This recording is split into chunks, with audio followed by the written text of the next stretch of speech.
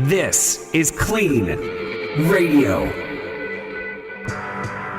Welcome, everybody out there listening to KLEAN Radio on our flagship station, the best station in the greater Los Angeles area, 790 KABC, or on Extreme Talk somewhere on the XM channel 243, or on the World Wide Web at KLEANradio.com. You could actually go there right now, click on our live stream, and see what Andrew and I are wearing tonight. And with that, let's welcome my co-host with the most, one of the best guys I know, Andrew Spanswick. Good to see you, Judah. Glad to be back in the studio after a week of traveling once again. So yeah, you do travel a lot, so it makes it, when I see you, I'm more fond. It's better than doing the phone in, right? And so also I would like to welcome everybody out there listening. We're a show about addiction and recovery and mental health and living with this stuff. Andrew and I started the show about 3 years ago, and we'd like to think maybe we've helped some people out there, that are struggling. Absolutely, that's our goal. Make the best out of things for people that are struggling with addiction or family members that have issues out there with recovery.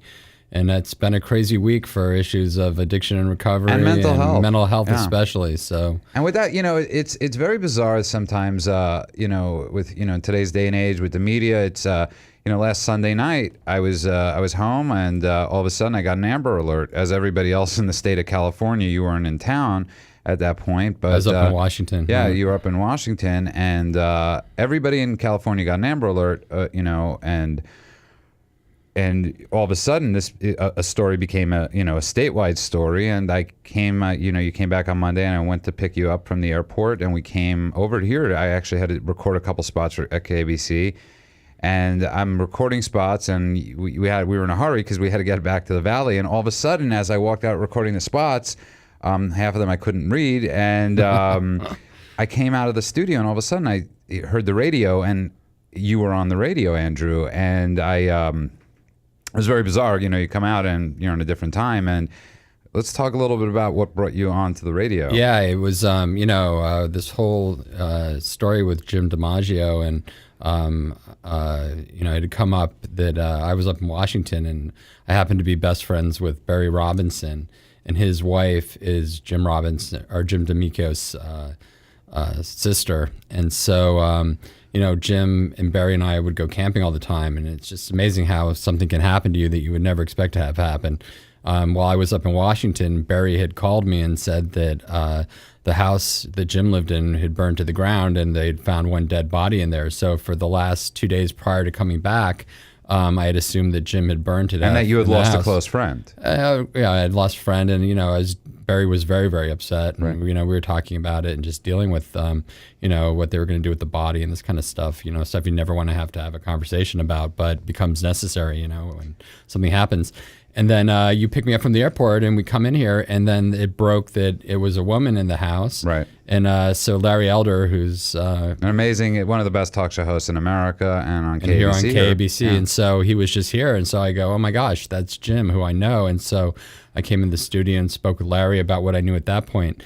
Then later, speaking with Barry and Laura, they didn't feel comfortable speaking to the media. So they asked me just to be a spokesperson for them and deal with the media. So I've been on a week-long gauntlet going through various shows and working with Laura and Barry as best I can to try and figure out what the motivations were for Jim to have done this, or if he had done this. And it's been quite a week. Yeah, I mean, it's a whirlwind week. You've been on every single talk show on CNN the past couple days. And, to everybody out there that's listening, by the way, if you just tuned in, you're listening to KLEAN Radio. I'm talking with my co-host, but who was actually part of a story this week, Andrew Spanswick. Andrew's actually one of the nicest guys you'll ever meet. And you're not a therapist for the family in any way. No, but I am a therapist by background. You are a therapist, but right. Yeah. So I've been, close, confident friend with them. And it's amazing, though, how much my therapeutic background has had to come to work with this story, just between knowing Jim a little bit myself, but also, when something shocking happens to the side of the family where the perpetrator is on, or the accused perpetrator is on, there's a lot of issues going on for that family that are the same almost as the victims, because there's grief and loss and disbelief. And as spokesman for Barry and Laura, I had to actually work really hard to get them to the point where I could get enough information to actually try to piece together the questions and a story that was meaningful and answer the questions that needed to be answered on these shows, but also provide the information to the FBI, which I did as things were developing. And for people that are unfamiliar with the story, about a week ago, a little more than, exactly a week ago, Jim Dimaggio. Yeah, it's alleged that he burned down his own house, and he killed the Andersons' family's mother, and she had a boy with her that was also killed. He burned down his house, and then took off with Hannah, the other sibling, the 16-year-old daughter, and then went on a wild escape throughout the U.S. and ended up in Idaho in the woods, and was found, and the FBI came in and shot him. And so a lot of people... Hannah luckily was found alive. So I know, thank God. And a lot of people are going to ask you, how did, you're a therapist. Right. You're a confidant. You're a friend. Yep. How did you not notice something? It's one of those things. You always think that, you can get confident as being a therapist that you think you can see things. Actually, the amount of contact I had with him directly was fairly limited because I was traveling so much, and Barry and I and him were planning another camping trip, and so most of my communications were indirectly through him and Barry. And the things that were signals that might have been able to tip me off if I were more involved with him at that point were still very small. Right. And as I uncovered as the story developed, it turned out that the anniversary date of his father's disappearance coincided with the burning down of his house. And then I predicted that he would be shot yesterday or kill himself yesterday, which coincides with the anniversary date of his father's suicide. And so, I was on Piers Morgan, and I predicted that, he would die yesterday, and it was kind of eerie and bone-chilling, as I said. It wasn't a prediction you wanted to be right about. No, but I was out there trying to help the FBI locate him and get Hannah back safely. So, I think something very interesting, because, sadly, you've been getting a lot of threats, and you've been getting... Yeah, I've been getting death threats, you've been getting death threats, really unfortunate. And one of the bizarre. things I want to show people about is, we're a show about mental health, and we're a show about getting people help. And, I understand people getting upset. I understand people getting agitated. We had dinner that night, and you were showing me pictures in your phone. And you were showing me pictures in your phone of your Yosemite trip. And it was just three fun guys, having Yep. And, it was at that moment I saw this picture, I had this human image of, Jim in my head. It doesn't mean when I say that whatever he did or has done, but mental illness, addiction, on all these things really do change people. And I don't think people really always understand that. Yeah, it's amazing, with the exposure that I've gotten through the media, it's such a high level. I've been getting death threats on Twitter. I've been getting people saying that I said things that I didn't.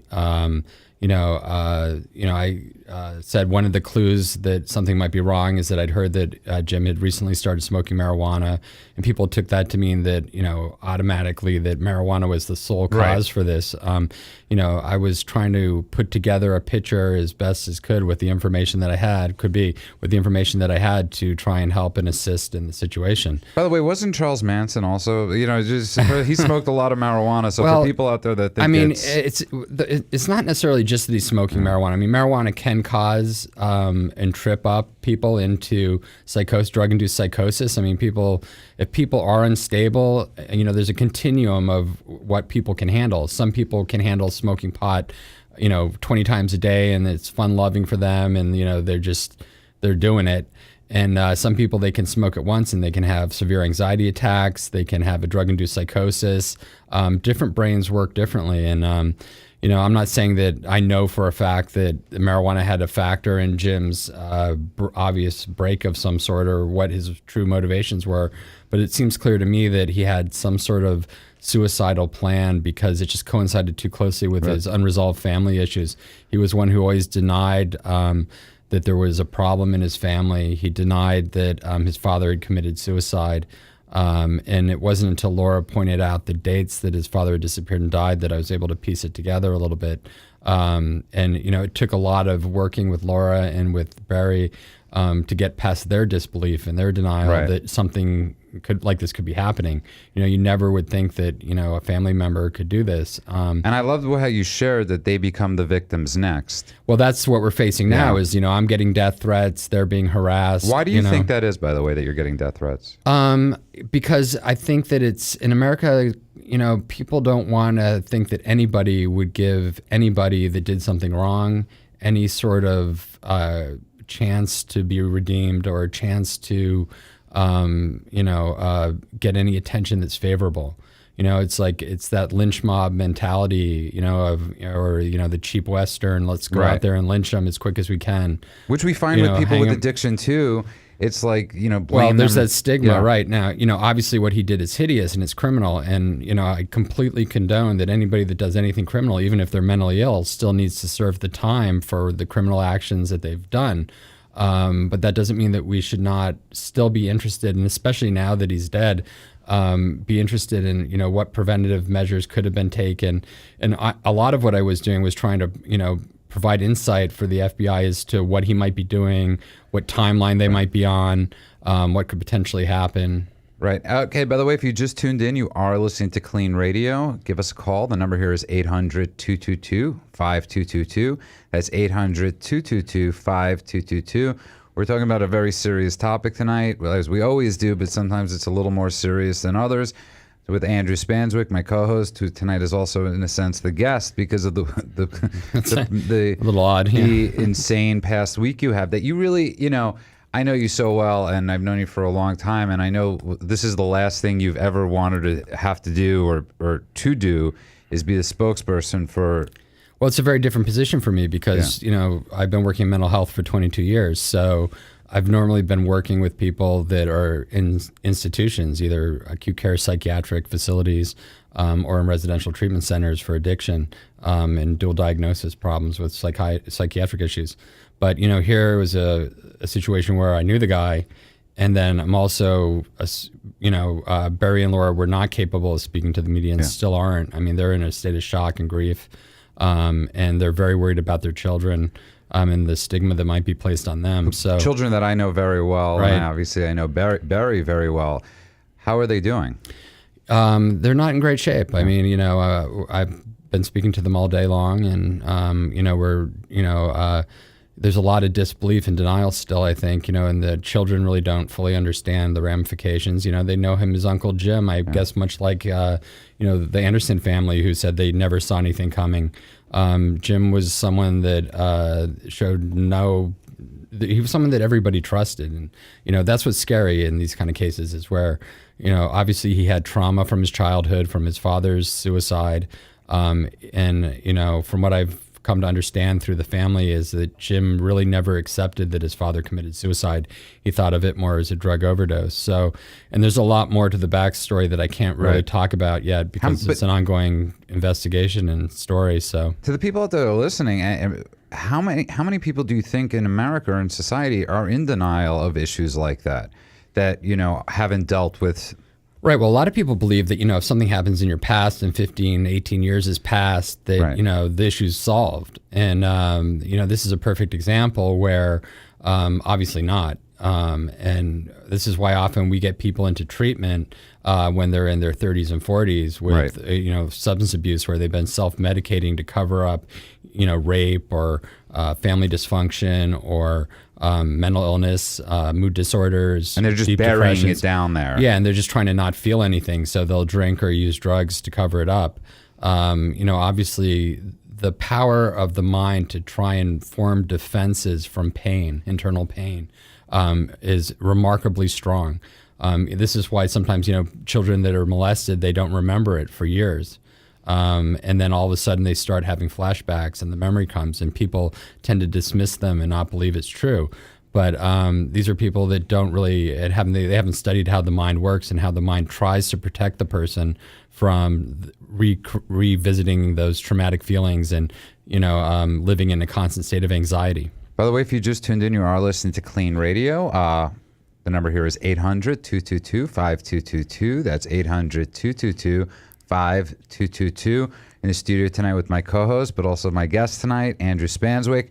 talking about his really long week. And, I know you and I care about you. How has this affected you? I really almost haven't had a chance to Right. decompress yet. I've been doing media almost back to back, and I definitely have some strong feelings about it that I'm going to have to deal with over the next few weeks. In a lot of ways, I'm very relieved that Hannah got back, but this is a tragedy no matter what. There's 2 people that are deceased. Now 3 with Jim.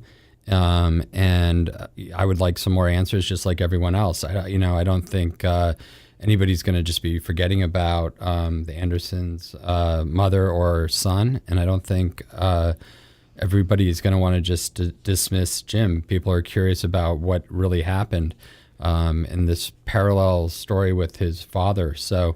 All this is important to talk about, and it's important to talk about the perpetrator side as well, Right. because, it's important to let people know what mental health issues might be involved and how best to identify them and prevent things like this from happening in the future. Well, that's a great point, because we're constantly, as a society, every it seems like once a month now, there's a crisis that happens, whether it's a school shooting, whether it's something where everybody's first reaction is, let's worry about the guns, let's worry about this, and nobody's, or even last time they said, okay, we're going to worry about mental health, and then all of a sudden the subject dies down, and people stop talking about mental health. And on the drive over here, I've said this before on the air. You watch the NFL, and it's great that they have Breast Awareness Month. I'm all for breast care awareness. Breast cancer awareness. Breast cancer, yeah, you said it. And but it's also, why don't they have mental health care awareness month? You have tons of NFL athletes that are constantly getting into trouble, yet they never talk about mental health. Yeah, well, and also in America likes to see things in terms of criminal justice point of view, and that's why we've seen the deinstitutionalization of people out of mental hospitals and into jails. We've become a very punitive and very simple society of seeing things in black and white. People that are bad or good. There's no gray areas anymore. And that's why we see the mentally ill being discriminated against a lot. People walk past the mentally ill every day and just ignore them on the streets. And that's become the norm over time. That wouldn't have been accepted in the 50s. And by the way, if you just tuned in, you're listening to KLEAN Radio, and we're talking about the Jim Dimaggio story that's happened for the past week throughout the nation, throughout the state of California. One of the biggest reasons we're talking about it is because Andrew has become part of the story in a sense, because you were friends, you were confidants, and now you're the family spokesperson. And you've been getting a lot of threats in the last 24 hours. Yeah, and, I had some garbage stolen, and I've had several death threats on Twitter. And all you're trying to do is help. Yeah, that's what's amazing. Yeah. And, some of the information that I put out there was wrong as it was developing. And, that was because I was getting it from, the sources of the family, and they were in such shock and disbelief. And, when something traumatic like that happens, you go into this denial yourself. And so it took a lot of working with them to sort out and try and get information out before I could really announce it and put it together. So if you are actually making death threats or stalking Andrew in a negative way, you might have mental health problems yourself. Yes, definitely. And we do encourage you to get help. You could come to KLEAN Treatment Center anytime you'd like to get that help. And the reason I say that is because if you're threatening somebody because you disagree with them, you might want to check what's going on in your own life. Yeah, a lot of that is projection. You know, like a lot of people say that Jim should have just killed himself, and that's probably true. From the standpoint of, he shouldn't have killed anybody else. Right. And I can understand that reaction. What he really should have done was gotten help if he noticed that he was having a severe problem. But a lot of the reasons that people don't get help is because of the shame they have over mental illness. Laura and Jim, at a young age, after their father's suicide, got together and made a pact that they would try and not repeat the family patterns that had made their childhood so miserable. Instead of dealing with it, they just buried it, like you said. I think Laura's done a better job of dealing with it, and I think Barry's been very instrumental in helping with that, and I think their kids are very healthy and in good shape. So, that's a relief. But Jim's thing was, just look forward, don't look back. And it seemed to have been working for him, but obviously, I didn't know all the details during our friendship. But, he was very secretive about it, and obviously ashamed of his father and his family. And so, because of that, even though he knew I was a therapist and we were fairly good friends, obviously he didn't feel comfortable enough sharing it, or didn't want to share it because he didn't want to feel the pain, most likely. So to those of you listening out there, what a great thing that could come from a horrific story like this is, what secrets are you keeping? That it might just be a small secret, Andrew, that just keeps you from progressing to the next level. But there's so many people out there that are, because of shame, fear, and guilt, that aren't getting honest, that aren't telling their demons. Yeah, and that's a lot about what our show's about, is like helping people have a way to reach out and not be scared. Not be scared. It's a tough thing to pick up the phone and ask for help. And as they say, most people that have a problem with addiction or mental illness will wait 7 years before picking up the phone and asking for help. And a lot of what we do here at KLEAN Radio is to try to be available for people to call and get help, or call and get an opinion, or even ask questions about a family or friend, and help them find resources and figure out how they can do better and get better. By the way, if you just tuned in, you are listening to KLEAN Radio. The number here is 800-222-5222. That's 800-222-5222. We're talking about the story tonight that everybody in California, everybody in the nation's talking about right now, which is Jim Dimaggio. And we're talking to Andrew, who is now the spokesperson for the family. And I say that, a reluctant spokesperson, this isn't what you wanted, but I'm not getting paid, obviously, right. And I don't have my own agenda in this, really. It's really been truly out of my friendship for Barry and Laura and my concern for their children that I took on this role. So you guys, when the other night when you were showing me the pictures, is this picture at Yosemite. Mm-hmm. And I think it's really important to talk about this because you guys look like you're having this amazing time, and I'm sure when that picture was taken, nowhere in your right mind would you've ever thought that you're, however many... I wouldn't have been in the woods with them if right. That's exactly right. But I think that's so important that people, that you don't know. You just, this... that's a lot of the reasons that people, I think, react very strongly to these kind of situations, because they have a deep-seated fear that everyone around them potentially, could be crazy or could harm them. And it's isolating a lot of people, and it isolates communities instead of people talking openly about mental illness and concerns they might have about a neighbor or a friend. And we will get back to this after the break. We will also take phone calls. We're talking about, how to recover from mental health and how to recover from all these things and how to get honest in your life about the situations you're going through. The discussion continues at KLEAN Radio. We'll be back in a minute.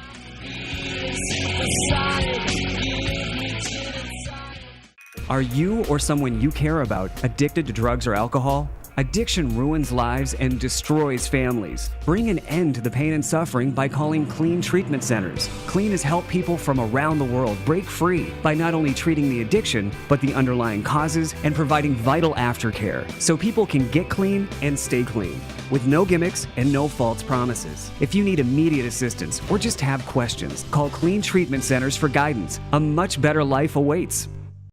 Welcome back to KLEAN Radio.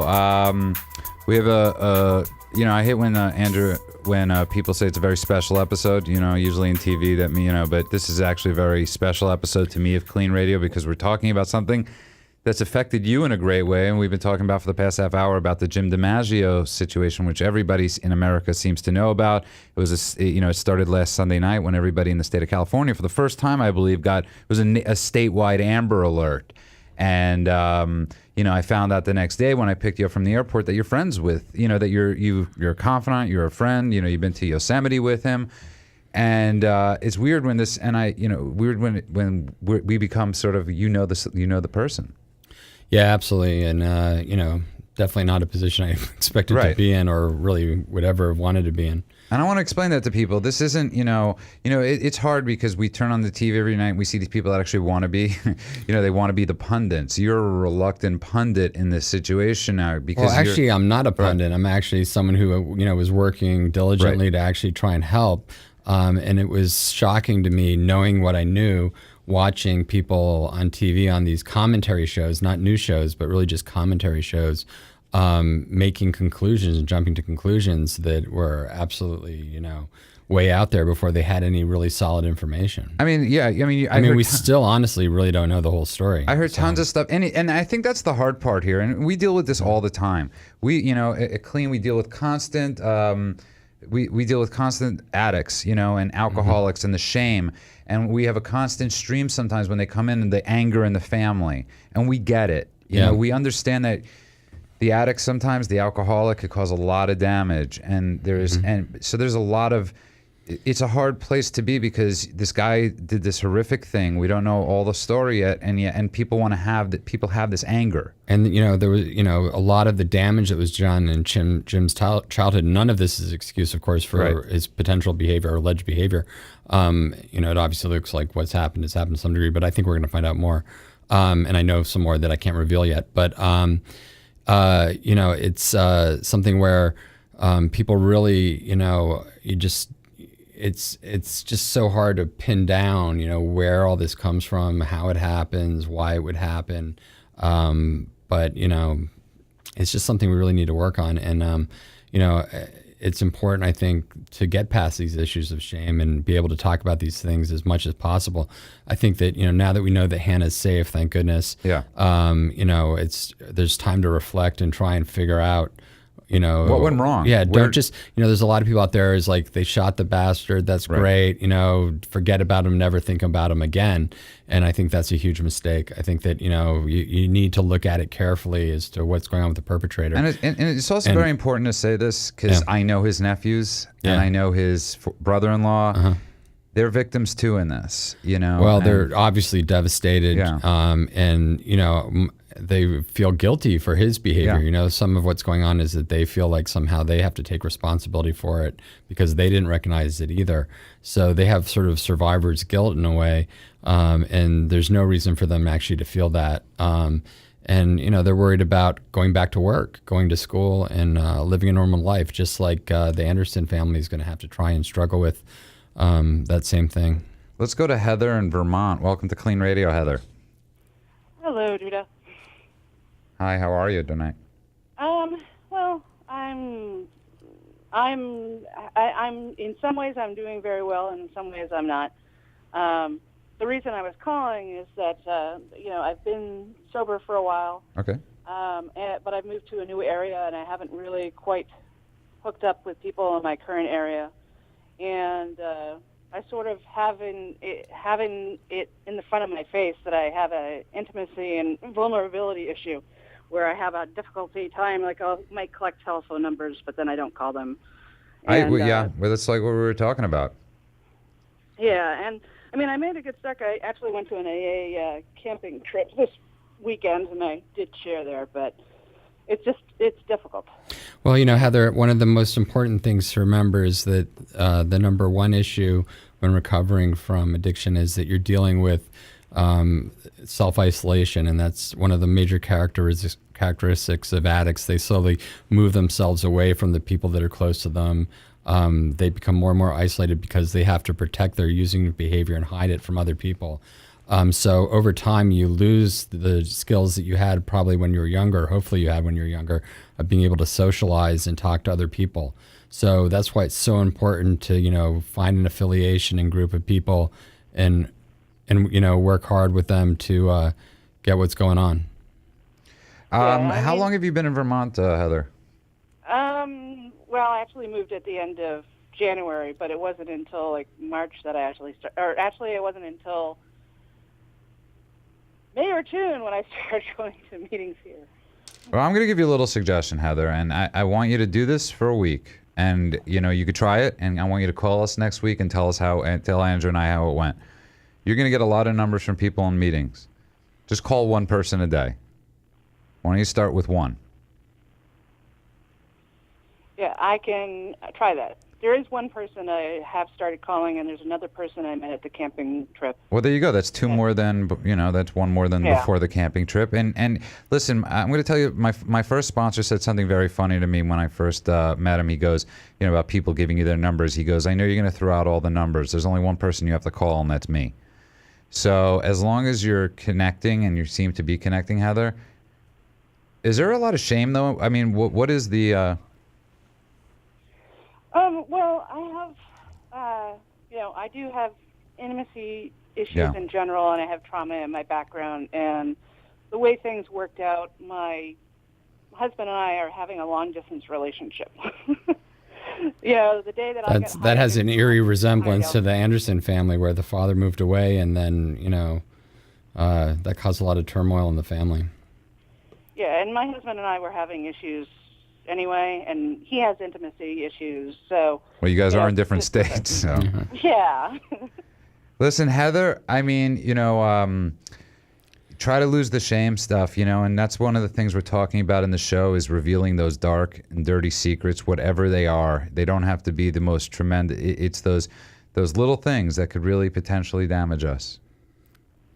Yeah. So Okay, can Heather, you do that for a week, Heather? Give it a And- chance for a week and call us back next week. Okay, Heather? Take All care. right. Okay? Thank you, Heather. Thanks for calling Clean Radio. That's actually a great call, Andrew, because and we're talking about the Jim Dimaggio story, and you're talking about the conflict that Jim had with his father's suicide, and him and his sister had made this pact that they were going to raise their kids differently than they were raised. All right, and they would be there for each other no matter what. And that was we- one of the shocking things, that Jim didn't reach out to Laura, and Laura had no clue that he had these plans. So- Right, and one of the things about Heather, and so many people like Heather out there that have these intimacy issues, that have these, that are sober, but still they're holding on. They're holding on to whether it's you were molested, whether somebody committed suicide, all these things, and it's like one of the things we beg of you is to get it out. Right, well, a lot of people will say, oh, if this happened when he was younger, how could it happen again, and why did it take so long for it to happen? And this is typical of people that have suffered a trauma, where it takes a long time for them to actually, get to the point where, they can actually the feelings start coming up. And if they've pressed it down and they don't have any help anymore, then it's no good. And then the other thing is, look at the effect it's had on Hannah. Yeah. And, I'm very concerned about how she's going to deal with this trauma. And, she might have a lot of guilt issues that she's going to have to deal with about, dealing with how she got involved with Jim, and that she trusted Jim as an uncle and he betrayed her. And, there's a lot of issues there that are about trust and regaining trust with adults, and going forward with her life and being able to live a normal adult life. It's going to be quite a challenge after experiencing something so traumatic. And I think it's so important that you talk about that, because there's so many people that have this vitriol right now that are, coming out against you with these threats. They're coming out against everybody with these threats. That there is this little girl named Hannah out there that, thank God, survived. I mean, I've got people that want to kill me because Right. I said that marijuana might have been a precursor to some of his problems. And, marijuana, we do know, does disinhibit people. Right.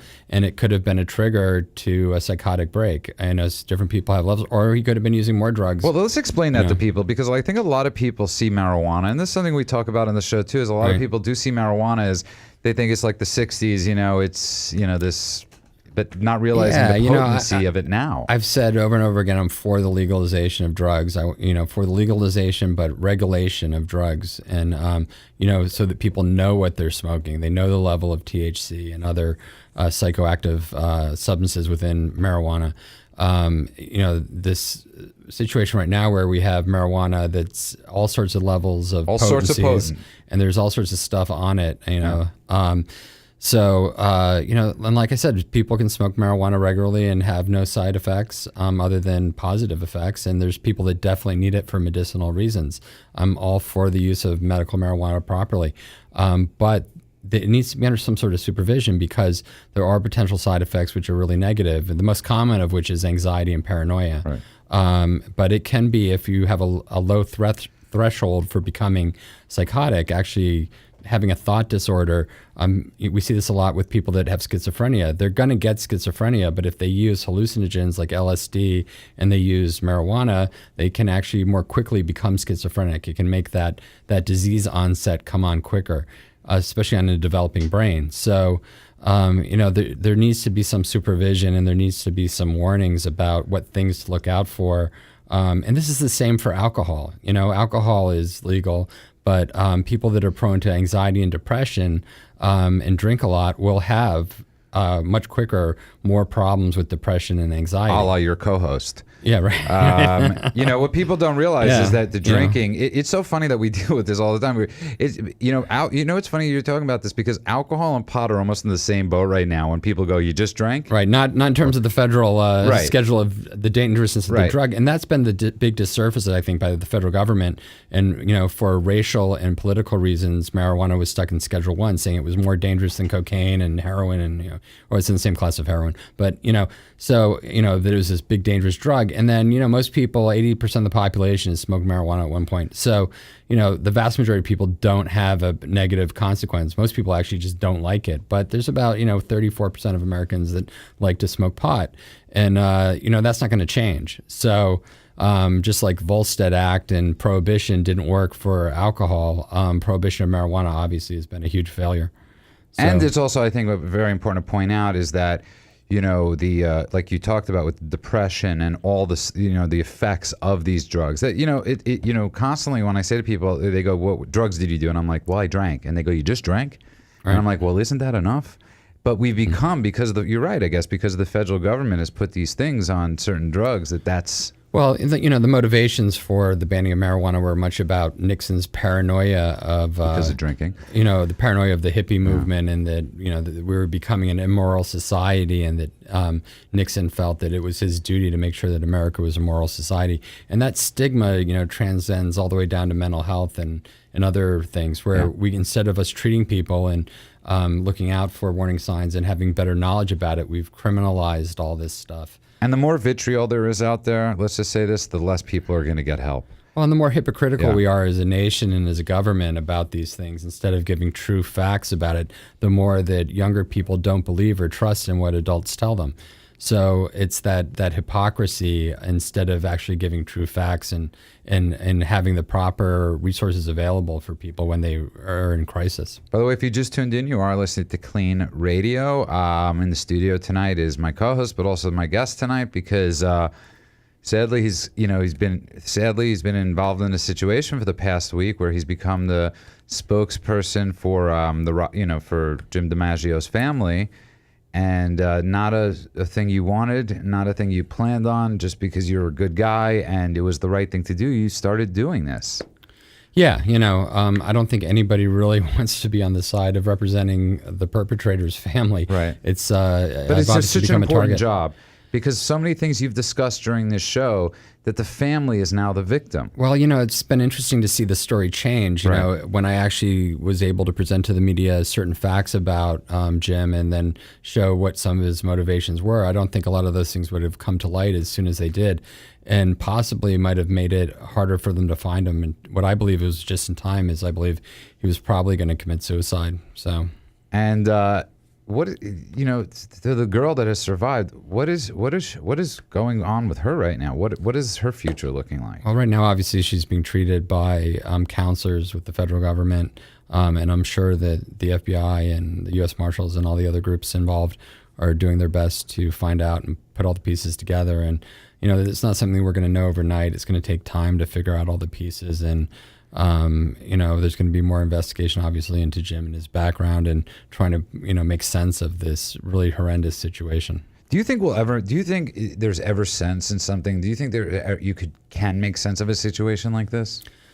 It's hard to say what you mean by making sense. I mean, I think you can have a better understanding of what went wrong, and you can try and start educating people about ways to prevent horrible, horrific situations. But what's scary about situations like that, and I think why people reacted so joyously, not only did they find Hannah and that they killed Jim, is because they wanted to kill the boogeyman. Right, now they don't have to hear him talk. Now, and there's this idea that Jim's the only person in the world that could act like this or do this. When in fact, the cases like this happen all the time. I heard stats on TV that there's 2,000 child abductions every day, and we only find out about a very small percentage that are blown into these huge stories. So, this is a problem for a lot of people, and a lot of people never get the chance to tell their story or get an Amber Alert or, get to use the media to help recover their children. If you just tuned in, you're listening to KLEAN Radio. The number here is 800-222-5222. That's 800-222-5222. 222. We're a show about addiction, recovery, mental health. And one of the reasons we decided to talk about this tonight was because there is a mental health aspect to this. And there is a chance that a lot of people in America and a lot of people in society can get help from this story. Absolutely. And, that's the purpose of our show, not just with this one story in particular, but in general. And I think this is obviously an extreme example of what we deal with every day.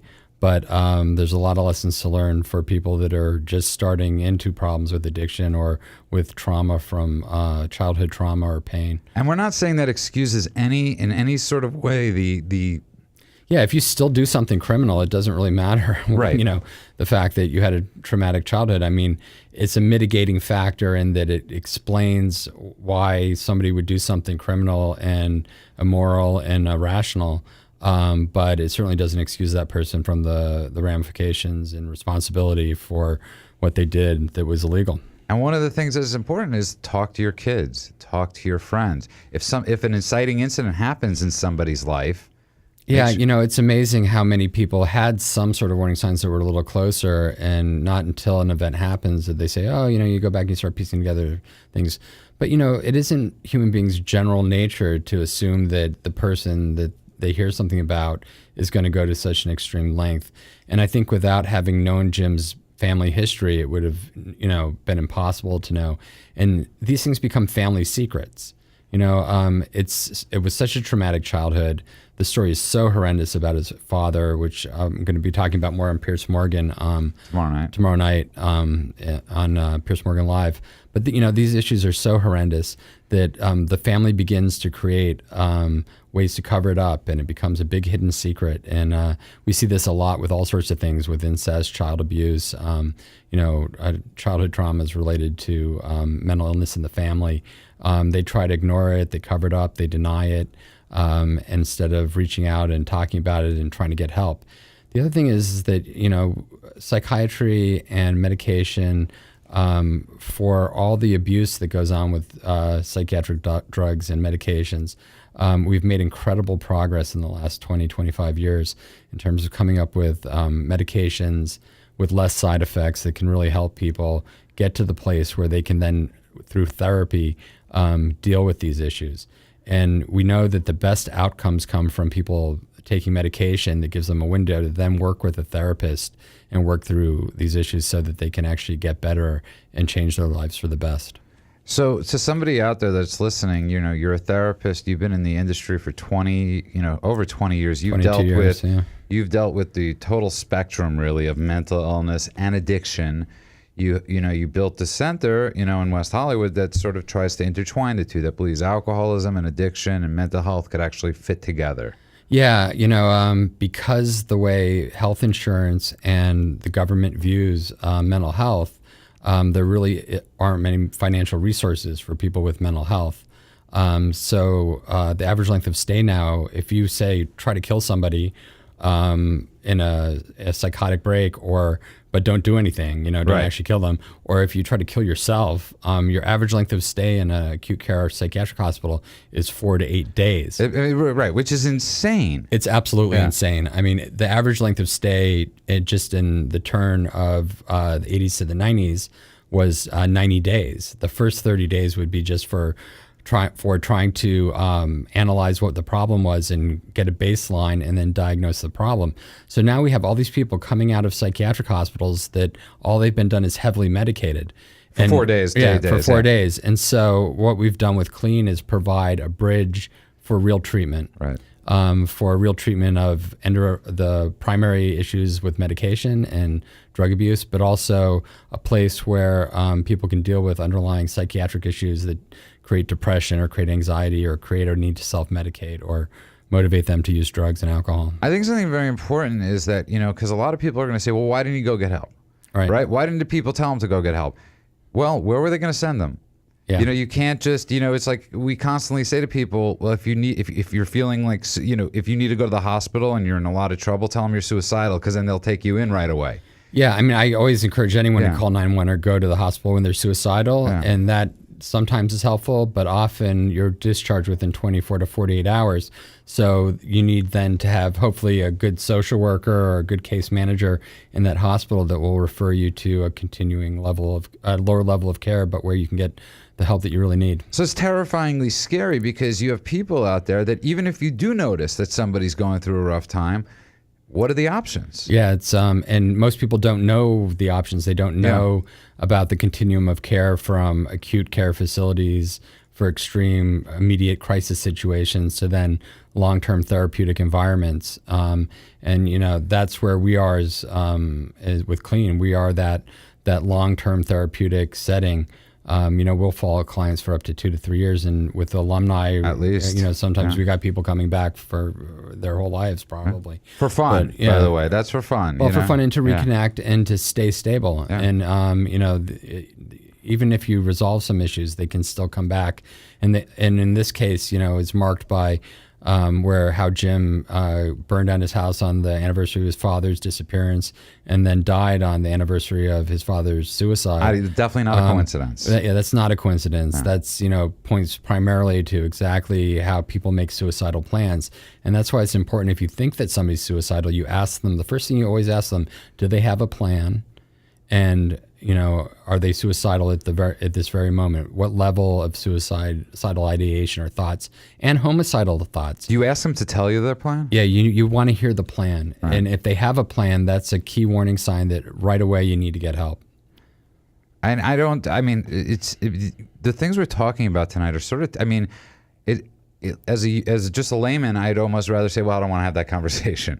Right. And I think that's where so many people... And you know what? And if you're not capable of having that conversation, then you need to reach out to someone immediately that can have that conversation. And that's why professional therapists and clinicians exist, and they're out there. They're capable of intervening and helping. So we know that this type of show tonight is one of the hardest things in the world to call, but we know a lot of people out there might be listening going, I'm in that boat. So here's the thing. We know it's hard to call in. Give us a call, though, after the show if you'd like. The number is 888-601-6040. That's 888-601-6040. It's an absolutely free call. We promise it's fully confidential. One of the reasons I say this is because I speak from experience of coming from a community and coming from a family that wanted their son to get help and were scared to get it. They didn't know how to get it. It's terrifying, Andrew, Yeah. Yeah, it is. And, hopefully we're going to shed more light on this. We hope to have Laura Robinson come on the show when she's able. Yeah. And we're going to have, a direct interview with her. So in the next couple of weeks, keep tuning into KLEAN Radio, and we'll definitely have, more insights for people as the story continues to develop. And one of the reasons we felt it was also important to talk about is because we're both in the sober community, and it's dealing with these things. When you're sober, you're going through a rough time, and stuff happens, and it's important to learn how to deal with it. Absolutely. And also know the resources to reach out for if you can't handle it yourself. A lot of people think they're a therapist. A lot of people think that many people they have the knowledge, and it takes years of training. Even myself, I don't think I really had a good grasp of the differences between, people with extreme bipolar disorder and, schizophrenia, basic schizophrenia. And it took like 5 years of working in the field before I really had a firm grasp of, working day in and day out with these clients to be able to identify these different types of illnesses, especially when they had early onset. We are running out of time. One of the things I wanted to ask you is, a lot of people, we're talking about the Jim Dimaggio story tonight, which is a nationwide story, which has affected you, which has affected people we know. And, I want people to understand this because I think it's very important. People want to go, he's crazy, he's nuts. I've never met the guy, but understand that it's very hard to talk about this stuff, but when he was going through this past week experience, his mind wasn't working correctly. Something was obviously not working. There was no rationale. And I think that's hard for people to... Well, there's going to be some sort of explanation. Yeah. And the explanation will probably be something that, seems irrational. Right. But that's part of mental illness, is that, when somebody has a psychotic break or they're delusional or they're repeating a pattern of like what their father did, that, or may have done, then you it seems irrational, but to the person it seems very logical and planned and thought out. And there's no other voice in their head saying anything else, and that's what is the mental illness. That's why it is a mental illness, and those things can be stopped. You shouldn't have shame. If you're a family member out there, you're a brother, you're a sister, you're a husband, you're a loved one, and you're dealing with this. We're not talking about the severity of Jim Dimaggio. We're talking about if somebody is struggling with these things, get help. Yeah, and what shocked me was that there was all this jump to conclude that he was a pedophile, which I think is the wrong diagnosis. And I've been taking a lot of heat for that. People are saying that I'm probably a pedophile too and stuff like that. I know you very well, and I could honestly say you are not. Definitely not a pedophile. So, but you never really know anybody. No, but I could assure you that you're not. But it's this thing that we want to come out and jump on people and say you're this, because if we could label you, we could sleep at night. Yeah, and it presents no danger. The idea that he's dead now, nobody has to worry about it, and that's just not the case. There's 2,000 child abduction. 2,000 child. It's understandable. You've been on the I've been air up for every 3-4 night. days. You've been up, So, for 5 days straight, and it's not something that you've really wanted to. This is something you. To people out there that don't know Andrew Spanswick, Andrew Spanswick is the owner and operator of KLEAN Treatment Center. But it's very funny because we've been doing this show for about 3 years, and if it was left up to Andrew and I, we'd give away every bed in treatment for free. And because Andrew just believes in giving treatment. Well, I've dedicated my life to mental health and helping people. And that's where your story of you being on these shows really comes to, is that you've dedicated your life to this. Yeah. You showed up for the call that was, Barry's one of your closest friends, and Barry is the brother-in-law of Jim, and, you answered the call. That's why it's hard, like that I'm getting death threats, and I'm seeing, just that there's so many people out there that are, that have so much hate and that just want to lash out. And I understand why people are angry, and I understand why they can identify with the sensationalism of the story and the relief that the girl was saved. But at the same point, it's important for people to realize that there's other people that are affected by this on the perpetrator side that are really completely innocent. We are running out of time. I want to thank everybody out there. I want to thank Kathy Griffin. And if anybody has any questions after the show, just give us a call. The number is 888-601-6040. That's 888-601-6040. I want to thank Steve. I want to thank Patrick. I want to thank everybody out there that's Larry listening. Elder. One of the best radio talk show hosts in LA, guy I love. Yep. And the discussion continues at KLEANradio.com. Give us a call at 888-601-6040 for you to get a chance to get in tonight. Please, I beg of you to call that number if you're in pain or you're struggling. Call that number now. Andrew, until next time. Yeah, thank you, Judah. Thank you.